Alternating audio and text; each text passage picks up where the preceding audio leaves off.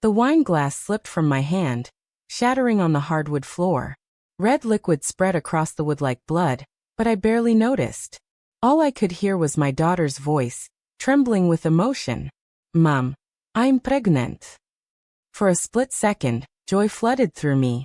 My baby girl, 26 years old, starting a family of her own. Then I looked at Jake, her boyfriend of 2 years, standing beside her with his arm wrapped tight around her waist. Too tight. Possessive. He smiled at me, but it didn't reach his eyes. And then he said it. "Good. Now you can't leave me." The room went cold. Chloe's face froze, that nervous smile cracking at the edges. I watched my daughter's hand instinctively move to her stomach, protective, while Jake pulled her closer against him like she was property he'd just secured. I'm Monica Hart, 52 years old, and I've been a single mother since Chloe's father died when she was 8. I raised her to be strong, independent, to never let anyone make her feel small.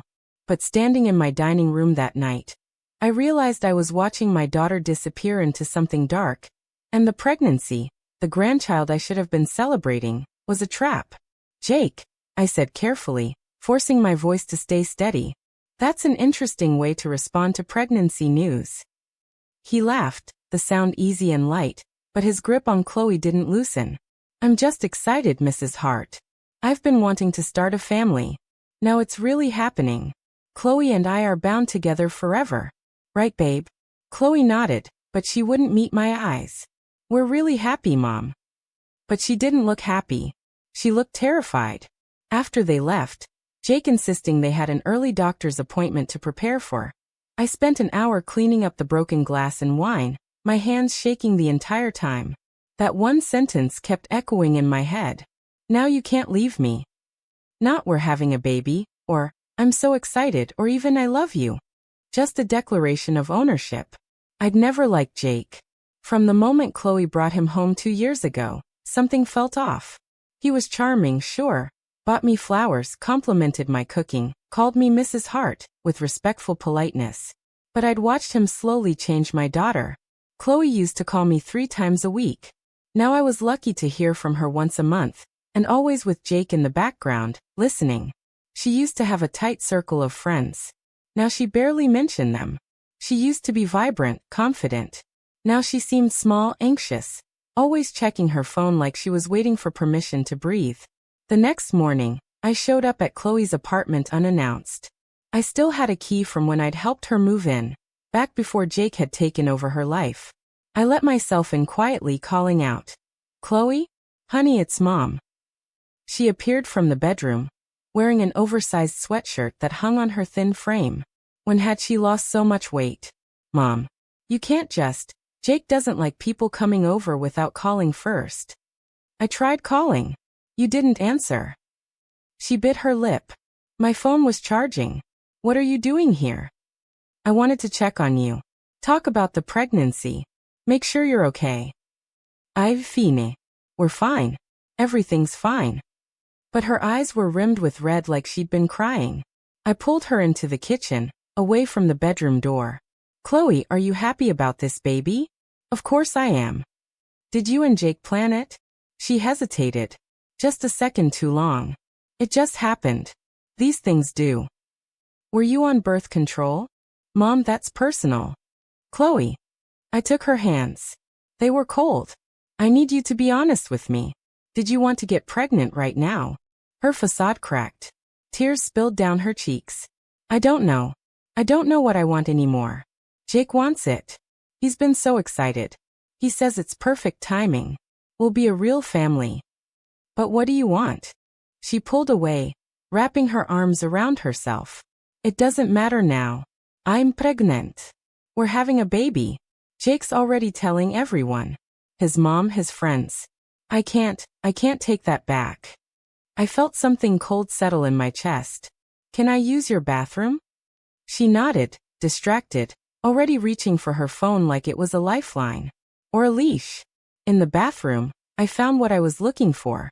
Chloe's birth control pills, the pack she'd started last month, sitting in the trash can. I pulled them out, examining the blister pack in the light. Every single pill had been punctured. Tiny holes barely visible, made with something sharp, A pin maybe, or a needle. Someone had deliberately sabotaged them. My hands started shaking. This wasn't an accident. This wasn't these things happen. This was planned. Premeditated. Jake had done this. I took photos with my phone, then put the pills back exactly where I'd found them. When I came out, Chloe was sitting at the kitchen table, staring at her phone screen. Honey, I need to ask you something, and I need you to really think about the answer. Did Jake want you to get pregnant? She looked up, defensive immediately. Why would you ask that? Because of what he said last night. Now you can't leave me. That's not something excited fathers say, Chloe. That's something controlling men say when they've just locked down their victim. Victim? Mom, that's insane. Jake loves me. He's protective, that's all. He worries because he cares. Does he let you see your friends? I see them. When's the last time you had coffee with Sarah? Or went to book club with the girls? She was quiet. I've been busy. Does he check your phone? That's normal. Couples share everything. Does he know all your passwords? Mom, stop. You're making something out of nothing. Does he tell you what to wear? Where to go? Who to talk to? He has opinions. That's not. She stopped, her voice breaking. Why are you doing this? Can't you just be happy for me? I sat beside her, taking her hands again. Baby girl, I love you more than anything in this world. And I'm scared. I'm scared that you're not safe. I'm scared that this pregnancy isn't about love, it's about control. And I'm terrified that if I don't say something now, I'm going to lose you. She pulled away, standing up. You need to leave. Jake will be home soon. And if he finds you here after he said to call first. What? What will he do? Nothing. He'll be upset. And I don't want him upset right now. The baby, stress isn't good for the baby. Stress from him? Or stress from me wanting to protect you? The front door opened. We both froze. Jake walked in, saw me, and his entire demeanor changed. That charming smile vanished, replaced by something harder. Mrs. Hart, I didn't know you were visiting. I came to check on my daughter. That's sweet. But Chloe needs rest. Doctor's orders. Too much excitement isn't good for the baby. He moved between us, physically blocking me from Chloe. I think it's time for you to go. I was just leaving. I looked past him at Chloe. Call me later. Please. She nodded, but I could see the fear in her eyes. Not fear of me. Fear of what would happen after I left. I walked to my car, hands shaking so badly I could barely get the key in the ignition. As I pulled away, I looked back at the apartment. Jake was standing at the window watching me. Even from a distance, I could feel the threat in his gaze. I drove straight to my lawyer's office. Patricia had handled my late husband's estate and had become a friend over the years. She listened to everything. The comment at dinner, the birth control sabotage, the isolation, the control. Monica, what you're describing is called reproductive coercion. It's a form of domestic violence. Violence? But he hasn't hit her. Violence isn't always physical. Control, manipulation, sabotaging birth control. These are all tactics abusers use. And if he's doing this, he's likely doing other things too. Like what? Financial abuse. Isolation. Emotional manipulation. Does Chloe have access to her own money? I thought about it. I don't know. Her father left her a trust fund. She came into it when she turned 25 last year. You need to check on that. If Jake has been isolating her and controlling her decisions, he may be positioning himself to access that money, especially now with a baby on the way. My stomach turned. Chloe's trust fund was substantial, nearly $500,000. Jake knew about it. He'd joked once about being lucky to date a girl with a safety net. What can I do? Document everything. Talk to witnesses, friends, family, anyone who's seen concerning behavior. And most importantly, you need to talk to Chloe's previous boyfriend. What was his name? Tyler. They dated for 3 years before Jake. It ended amicably. Call him. Ask if Jake ever contacted him. Asked about Chloe's financial situation, anything like that. And Monica, be careful. Men like Jake, when they feel their control slipping, they escalate. He's already trapped Chloe with a pregnancy. If he thinks you're threatening that, he could become dangerous. I left Patricia's office with a list of steps to take and a pit of dread in my stomach. My daughter was pregnant, trapped, and being controlled by a man who saw her as property, and I had to figure out how to save her before it was too late. That night, I called Tyler. He answered on the third ring, surprised to hear from me. Mrs. Hart? Is everything okay? I need to ask you about Jake. There was a long pause. Jake Thornton? Chloe's boyfriend? Yes. Did he ever contact you? Ask you questions about Chloe?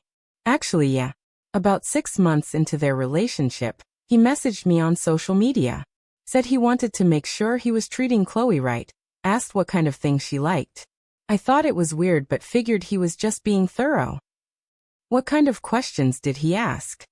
Mostly about her routine, her friends, her family. And he asked about her finances.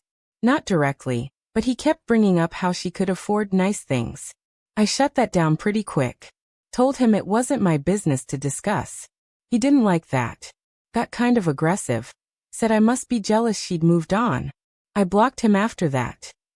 My suspicions were being confirmed one by one. Tyler, did Chloe ever mention wanting kids with you?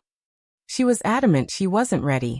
Said she wanted to establish her career first, maybe think about kids in her 30s. We were on the same page. Is she? She's pregnant. Oh, wow. If she's happy. I don't think she is. And I don't think this pregnancy was an accident. Tyler was quiet. Then, Mrs. Hart, I saw Chloe last month. Ran into her at the grocery store. She looked different. Thinner, jumpier. Jake was with her, and the way he held onto her arm, the way he spoke for her when I asked how she was doing, it reminded me of my sister's ex. The one who put her in the hospital. Your sister was in an abusive relationship. For 2 years. I didn't see the signs until it was almost too late. But Mrs. Hart, what you're describing, the isolation, the control, the reproductive coercion. That's exactly what happened to her. If Chloe's pregnant and Jake's the father, she's going to have a much harder time leaving. That baby ties her to him legally, financially, emotionally. If he's smart, and abusers usually are, he's already thinking about custody, child support, ways to keep her in his life even if she tries to escape. My worst fears were being confirmed by someone who'd seen this before. What did your sister do? She got help. Domestic violence advocates, a lawyer, a safety plan. And she got out. But it took time and it was dangerous. Mrs. Hart, if you think Chloe's in trouble, you need to move fast.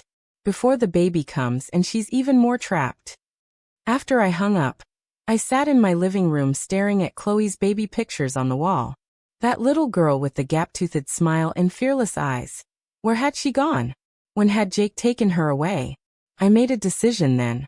I was going to get my daughter back. Whatever it took. The next morning, I hired a private investigator named Marcus. Former police detective, came highly recommended by Patricia.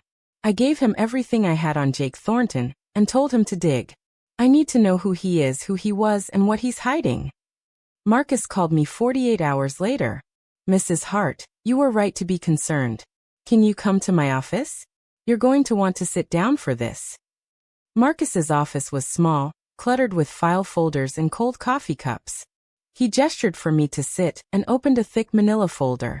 Jake Thornton, 29 years old. Clean criminal record, officially. But his history tells a different story. He slid a photo across the desk. A younger Jake, maybe 5 years ago, arm around a pretty blonde woman. This is Melissa Cooper. She dated Jake for 18 months, ending 3 years ago. I tracked her down in Oregon. She was willing to talk once I explained the situation. What did she say? She got pregnant 6 months into the relationship. Claims Jake sabotaged her birth control, though she couldn't prove it. When she found out and told him she wasn't ready for a baby, he became possessive. Controlling. Started monitoring her phone, her movements, her money. When she told him she was leaving him, he got violent. My blood ran cold. How violent? She fell down a flight of stairs. Miscarried at 12 weeks. Claimed he pushed her, but the police investigation found no evidence. Jake said she'd been dizzy, that he'd tried to catch her. Melissa was too traumatized to fight it. She moved to Oregon a month later and hasn't been back since. He slid another photo. Dark-haired woman, cautious smile. Amy Rodriguez. Dated Jake for 2 years, ended 18 months ago. Same pattern. Got pregnant, tried to leave, had a car accident. Jake was driving. She lost the baby at 14 weeks. Again investigated as an accident. Jake walked away clean. Oh my God. He's done this before. Twice. And here's what really concerns me, Mrs. Hart. Both women had money. Melissa had an inheritance from her grandmother. Amy had a settlement from a workplace injury. Jake moved in with both of them, gained access to their finances, and by the time they got away from him, their accounts were drained. He pulled out more documents. Bank statements, credit reports. Jake Thornton has $40,000 in credit card debt. He's been evicted from 3 apartments in 5 years. He works sporadically, freelance consulting. That doesn't seem to bring in much income. But he drives a nice car, wears expensive clothes, eats at restaurants he can't afford. Someone's been funding his lifestyle. Chloe. Almost certainly. Does your daughter have significant assets? A trust fund. She came into it last year. $500,000. Marcus's expression darkened. Then that's what this is about. The pregnancy, the control. It's all to access that money. With a baby on the way, he can pressure her to combine finances, open joint accounts, make him beneficiary on insurance policies. And if she tries to leave, he's got leverage. Custody battles, child support, visitation rights. All ways to keep her legally and financially entangled. Can we prove any of this to Chloe? We can try. But Mrs. Hart, women in abusive relationships often defend their abusers. Especially when they're pregnant and scared. She might not want to believe it. I have to try. She's my daughter. Then you need to be strategic. Document everything. Talk to the ex-girlfriends yourself if they're willing. Gather evidence of financial manipulation. And most importantly, you need to be ready for Jake to escalate when he realizes you're a threat. I called Melissa that afternoon. She answered hesitantly, her voice small and wary. Who is this? My name is Monica Hart. I think my daughter is dating the man who hurt you. Jake Thornton. Long silence. Then, is she okay? She's pregnant. And I'm scared for her. Melissa started crying. Oh God. Oh God, no. He's doing it again. I need to know what happened. All of it. Please. She told me everything. The way Jake had love-bombed her at first. Gifts, attention, constant affection. How gradually he'd started criticizing her friends, suggesting they were bad influences. How he'd moved in after 6 months and taken over her finances, claiming he was helping her budget. How she'd found her birth control pills punctured after she'd gotten pregnant. How when she'd confronted him, he'd insisted it was fate, that they were meant to be a family. How his grip on her had tightened until she couldn't breathe. The night I told him I was leaving, we were at the top of the stairs.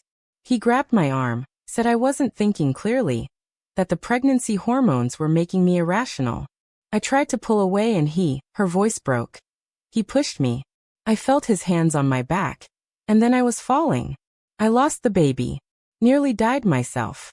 And he stood at the bottom of those stairs and called 911, crying, telling them it was an accident, that he'd tried to save me. Why didn't you press charges? I had no proof. No witnesses. And I was terrified. He'd emptied my bank account. I had nothing. My family flew me to Oregon, and I've been here ever since. I changed my number, deleted all social media. I was scared he'd come after me if I tried to expose him. Melissa, I need you to tell this to Chloe. She won't believe me, but maybe she'll believe you. I'll try. But Mrs. Hart, be careful. Jake is dangerous. And now that your daughter is pregnant, he's not going to let her go without a fight. I called Amy next. Her story was almost identical. The control, the financial abuse, the sabotaged birth control, the accident that ended her pregnancy. She'd been in a car with Jake driving when they'd crashed into a tree. Jake claimed a deer ran in front of them. Amy swears he jerked the wheel deliberately after she'd told him she was leaving. He wanted me dependent on him, Amy said. The pregnancy was supposed to trap me. When I said I was leaving anyway, he took away the baby so he could still control the narrative. He got to be the grieving father, got sympathy, got to play victim. I was just the cold woman who lost his child. Would you be willing to talk to my daughter? Yes. If it'll save her from what he did to me. Armed with their testimonies, I tried calling Chloe. She didn't answer. I texted. No response. I drove to her apartment. Jake answered the door. She doesn't want to see you right now, Mrs. Hart. You upset her last time. The doctor said stress is bad for the baby. I need to talk to my daughter. She's resting. Come back another time. With a phone call first. He started to close the door. I put my hand against it. Jake, I know about Melissa. And Amy. I know what you did to them. His expression didn't change, but something flickered in his eyes. I don't know what you're talking about. 2 women. 2 pregnancies. 2 convenient accidents. And now my daughter is pregnant, and you're isolating her just like you did them. That's quite a story. You should write fiction. He pushed harder on the door. Leave. Now. Before I call the police for harassment. You won't. Because then you'd have to explain why you won't let me see my daughter. Chloe is 26. She can decide who she wants to see. And right now, she doesn't want to see you. Then let her tell me that. Let me hear it from her. Chloe appeared behind him, pale and thin. Mom, please. Just go. You're making things harder. Harder how? What is he doing to you? Nothing. He's taking care of me. Why can't you just support us? Because you look like you're dying, Chloe. You've lost weight you couldn't afford to lose. You have dark circles under your eyes. When's the last time you laughed? Or saw your friends? Or made a decision Jake didn't approve of? Jake put his arm around her. This is exactly the kind of stress the doctor warned about. Chloe, you should go lie down. Fine. Lie down. Now. She flinched and obeyed. Just like that. My daughter, who used to argue with me about everything, who was fierce and independent, obeyed this man like she was afraid of what would happen if she didn't. Jake stepped out onto the landing, pulling the door mostly closed behind him. His voice dropped to something cold and dangerous. Stay away from my girlfriend, Mrs. Hart. You're not welcome here. If you keep showing up, I'll file a restraining order. And I'll make sure Chloe understands that you're trying to destroy our family. I know what you are. I know what you've done. And I'm not going to let you do it to my daughter. He smiled. It was the most terrifying thing I'd ever seen. You can't stop me. She's already mine. The baby makes sure of that. Even if she wanted to leave, which she doesn't, she'll be tied to me for the rest of her life. And there's nothing you can do about it. He went inside and locked the door. I stood there shaking, trying to decide what to do next. I called Patricia. He threatened me. Told me to stay away. Said he'd file a restraining order. Did Chloe tell you to stay away? Under duress, yes. Then legally, you're in a gray area. She's an adult. He's her boyfriend and father of her child. If they both tell you to leave, you have to respect that for now. But Monica, we need to start building a legal case. Talk to those ex-girlfriends again. Get everything documented. And we need to check on Chloe's finances. If he's stealing from her, that's a crime we can prosecute. I called Chloe's bank. As her mother and previous co-signer on her college accounts, I still had access to her information. What I found made me sick. Large withdrawals. Thousands at a time. Transfers to accounts I didn't recognize. Credit cards opened in Chloe's name that she'd never mentioned. Jake had systematically drained $50,000 from her trust fund in the past 6 months. I documented everything, took screenshots, printed statements. Then I called Marcus again. I need surveillance. I need to know what's happening in that apartment. If he's hurting her, I need proof. That's illegal without consent. Then I need to catch him in public. Following her, controlling her, something. Anything I can use. Marcus was quiet. I'll see what I can do. But Mrs. Hart, this man is escalating. The more pressure you apply, the more dangerous he becomes. You need to be prepared for him to retaliate. 2 days later, I got a call from an unknown number. When I answered, a young woman's voice asked, "Is this Monica Hart?" "Yes." "Who is this?" "My name is Sarah. I'm a domestic violence advocate. Your daughter's boyfriend listed you as an emergency contact on his parole check-in form." My heart stopped. Parole? For what? "I can't discuss details. But Mrs. Hart, if your daughter is in a relationship with Jake Thornton, I need you to know he has a history of domestic violence. He served 6 months 2 years ago for assaulting a girlfriend. The charges were assault causing bodily harm. She was pregnant at the time." "Was her name Melissa or Amy?" "I can't confirm that. But if you're aware of multiple victims, you need to contact police immediately." "They said there wasn't enough evidence." "Then we make the evidence. We document, we build a case, we get your daughter somewhere safe. Can you meet me?" I met Sarah at a coffee shop that afternoon. She was younger than I expected, mid-30s, with kind eyes that had seen too much. "Reproductive coercion is one of the hardest forms of abuse to prosecute," she explained. "But it's also one of the most dangerous. When a woman tries to leave an abusive partner, the risk of violence increases by 75%. If she's pregnant, that risk doubles." "What do I do?" "You need to give your daughter information without pressuring her. Plant seeds. Let her know she has options, that you'll help her no matter what. And you need to prepare for the moment she's ready to leave, because we'll have one chance to get her out safely." "How do I even talk to her? He won't let me near her." "Does she still have a phone?" "Yes, but he monitors it." "Then you need to get her a secret phone. A burner. Somewhere he can't track her. Can you do that?" That night, I bought a prepaid phone and loaded it with minutes. The hard part was getting it to Chloe without Jake knowing. I waited outside her apartment building the next morning, knowing Jake had a standing appointment across town every Thursday at 9. When he left, I rushed up to the apartment and knocked urgently. Chloe answered in her robe, looking exhausted. "Mom, how did you?" "I don't have much time. Jake will be back in an hour." I handed her the phone. "Hide this. Don't let him find it. It's programmed with my number, Patricia's number, and a domestic violence hotline. When you're ready, if you're ready, you can call any of us. No judgment. No questions. Just help." She stared at the phone like it was a snake. "I don't need this." "Then throw it away." "But Chloe, please. Just keep it. Just in case." "In case of what?" "In case things get worse. In case you need me and can't reach out any other way." She took the phone, her hands trembling. "Mom, I love him. I know you don't understand, but I do. I know, baby. But love shouldn't make you scared. Love shouldn't make you small. And if you ever feel like it does, call me. Day or night. I'll come for you." I left before Jake returned, my heart in my throat. All I could do now was wait, and hope that when Chloe needed help, she'd be brave enough to ask for it. If you're watching this and you recognize pieces of this story in your own life or someone you love, please know you're not alone. And if this story is helping you see red flags you've been ignoring, drop a comment below. Your story might save someone else.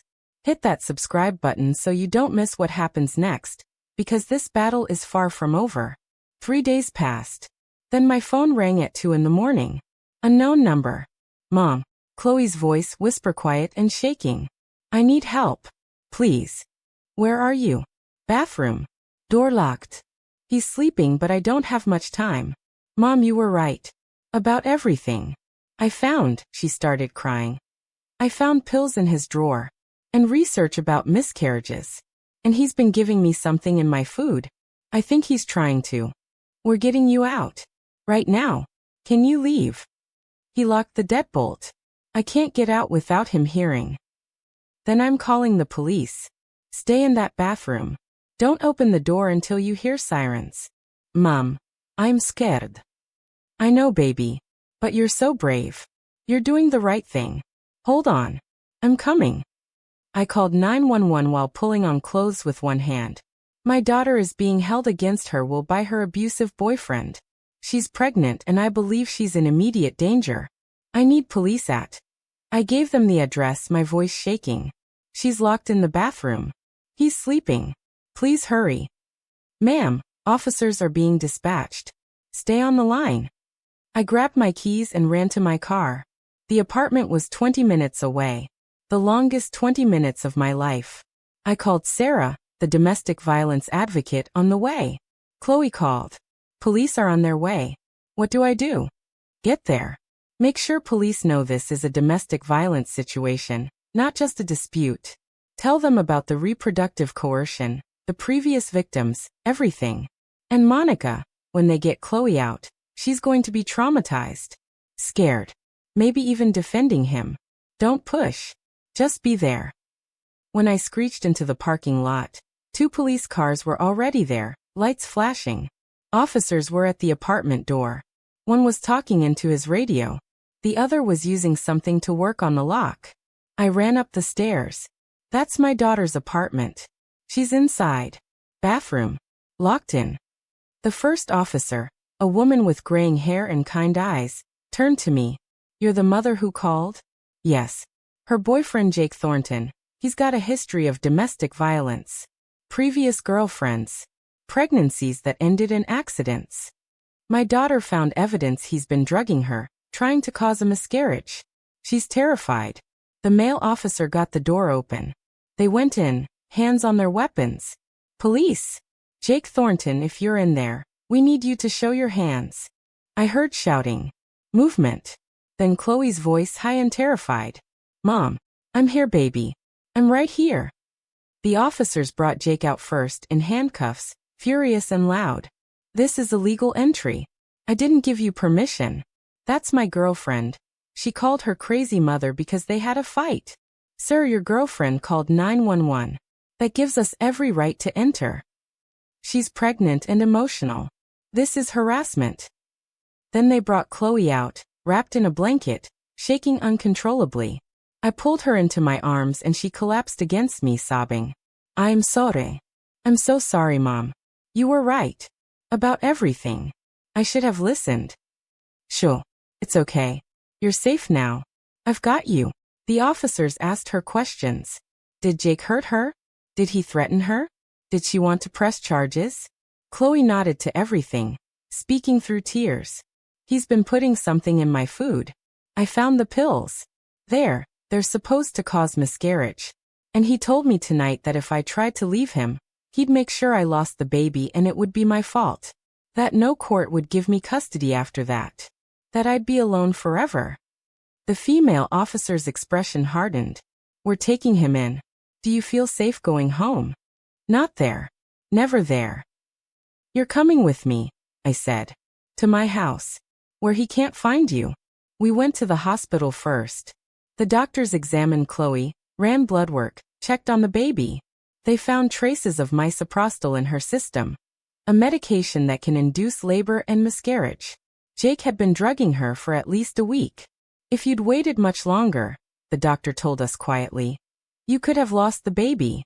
And given your daughter's weight and stress levels, possibly her life as well. But the baby was okay. Still there, heartbeat strong, fighting just like her mother. Over the next days, everything moved fast. I called Patricia, who brought in a criminal lawyer. We filed charges. Domestic violence, assault, attempted feticide, financial fraud, reproductive coercion. Patricia also helped Chloe get a restraining order and freeze her accounts so Jake couldn't access more money. Marcus's investigation provided the rest. He'd tracked down not just Melissa and Amy, but a third woman, Jennifer, who dated Jake 4 years ago. Same pattern. Pregnancy control, suspicious miscarriage after a fall. Jennifer had been too scared to come forward at the time. But now, with 3 other victims speaking up, she was ready. The prosecutor was a sharp woman named Linda Vasquez who specialized in domestic violence cases.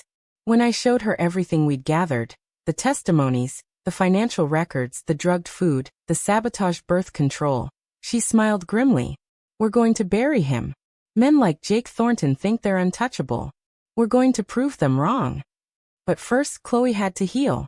She moved in with me, sleeping in her old bedroom surrounded by childhood memories. Some nights she'd wake up screaming, convinced Jake was in the house. Other nights she'd cry for hours, mourning the relationship she'd thought was love but was really a cage. Sarah, the advocate, visited weekly. She helped Chloe understand the abuse cycle, the trauma bonding, the way Jake had systematically broken down her sense of self until she couldn't recognize herself anymore. It's called coercive control, Sarah explained during one session while I sat with them. He didn't just hurt your body. He hurt your mind. Made you doubt yourself, isolated you, made you financially dependent.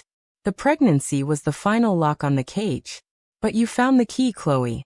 You called for help. That took incredible courage. Chloe looked at me. Mom did most of the work. I didn't even see it. You were in survival mode. That's what abuse does. It makes you focus so hard on just getting through each day that you can't see the bigger picture. But you're out now. And with time you'll see clearly again. It took 3 months for the case to go to trial. In that time, Chloe's pregnancy progressed. She started showing, started feeling the baby move. And slowly, the fear in her eyes was replaced by something else. Determination. I'm going to testify, she told me one morning. I'm going to tell everyone what he did. Because if I don't, he'll do it to someone else. You don't have to, baby. The other women's testimonies are strong enough. I have to. For me. For this baby. So she knows her mother was brave. The courtroom was packed the day of the trial. Melissa flew in from Oregon. Amy drove from Arizona. Jennifer came from 2 states over. All of Jake's victims, together for the first time, ready to tell their stories. Jake sat at the defense table in a suit, looking respectable and calm. His lawyer was good. Tried to paint the women as bitter exes conspiring against an innocent man. Tried to suggest Chloe was an overprotective mother who'd poisoned her daughter against him. But then the women testified. Melissa went first. Described the sabotage birth control, the isolation, the push down the stairs. Showed photos of her injuries. The jury looked horrified. Amy followed. The car accident that killed her baby. The way Jake had walked away without a scratch while she'd spent weeks in the hospital. Jennifer's testimony about the fall that ended her pregnancy had several jurors in tears. And then it was Chloe's turn. She walked to the stand 6 months pregnant, and I watched my daughter transform. She wasn't the scared girl Jake had controlled. She was a warrior. He told me he loved me, Chloe said, her voice steady. And I believed him. Because I didn't know that love could look like control. That protection could feel like a prison.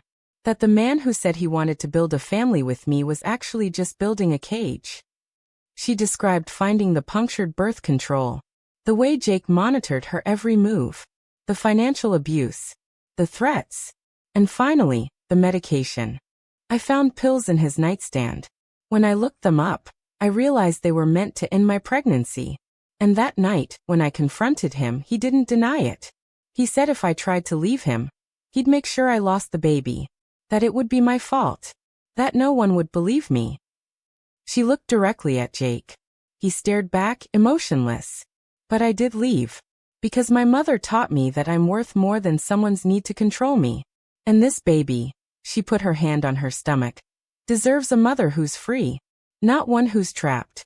The defense attorney tried to tear her apart on cross-examination. Suggested she was making it up for attention. That she'd spent Jake's money willingly. That the drugging was impossible to prove. But then the prosecutor presented the hospital records. The toxicology report showing misoprostol in Chloe's system. The photos of the pills found in Jake's possession. The financial records showing unauthorized access to Chloe's accounts. And finally, they played the recording. I'd forgotten about the doorbell camera at Chloe's apartment building. But Marcus hadn't. He'd gotten the footage from the night Jake had confronted me on the landing. The jury heard Jake's voice cold and threatening. Stay away from my girlfriend. She's already mine. The baby makes sure of that. Even if she wanted to leave, she'll be tied to me for the rest of her life. And there's nothing you can do about it. The admission of control. Of ownership. Of seeing the baby as a tool. The jury deliberated for 6 hours. When they came back, the verdict was unanimous. Guilty on all counts. Jake was sentenced to 15 years for assault causing harm to an unborn child, domestic violence, financial fraud, and stalking. With 3 victims testifying to a pattern of abuse, the judge showed no mercy. Mr. Thornton, the judge said, looking at him with disgust, You have systematically targeted vulnerable women, trapped them with pregnancies, and destroyed their lives for financial gain. You are a predator. And this court ensures you won't have the opportunity to hurt anyone else for a very long time. As they led Jake away in handcuffs, he looked back at Chloe one last time. She stared right back, unflinching. And then she took my hand, and we walked out of that courthouse together. 3 months later, I stood in a hospital delivery room, holding my daughter's hand as she brought new life into the world. After 12 hours of labor, my granddaughter arrived, tiny, perfect, and screaming with the same fierce determination her mother had shown. "She's beautiful," I whispered, tears streaming down my face. Chloe held her baby girl, and for the first time in a year, she looked completely at peace. "I want to name her Hope, because that's what you gave me, Mom. Hope that I could escape. Hope that I could be strong. Hope that we could have a future without him. Hope is perfect." Chloe looked up at me, this incredible woman who'd survived hell and come out the other side. "Thank you for not giving up on me, for fighting when I couldn't, for being brave enough to see what I couldn't. That's what mothers do, baby. We fight for our children. Always." 6 months later, Chloe and Hope moved into their own apartment. Not the one she'd shared with Jake. That place was full of ghosts. A new place, bright and safe, where she could start fresh. She went back to school, studying social work. "I want to help other women," she told me. "Women like me who don't realize they're being abused until it's almost too late." She started speaking at domestic violence events, sharing her story. Melissa, Amy, and Jennifer became her friends, sisters in survival. Together they advocated for better laws around reproductive coercion, for mandatory training for healthcare providers to recognize the signs. And Hope? She grew into a happy, healthy little girl who knew nothing about the man who'd tried to use her as a weapon. She only knew love, from her mother, from her grandmother, from the community of survivors who'd helped bring her safely into this world. I still think about that night sometimes. The dinner when Chloe announced her pregnancy, and Jake said those chilling words, "Now you can't leave me." The moment everything changed. But he was wrong. She could leave. She did leave. And she built a life, a real life, a free life, without him. Because love isn't control. Family isn't a cage. And motherhood, both mine for Chloe and Chloe's for Hope, is the fiercest force in the world. We survived. We healed. And we're making sure Jake Thornton's next victim never has to go through what we did.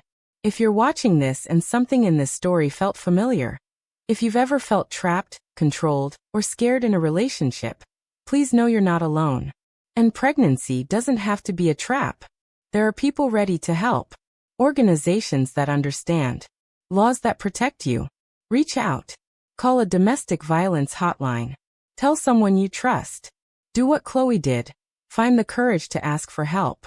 And if this story moved you, if it opened your eyes to what reproductive coercion looks like, if it made you think about someone you know who might need help, I'm asking you to do 3 things.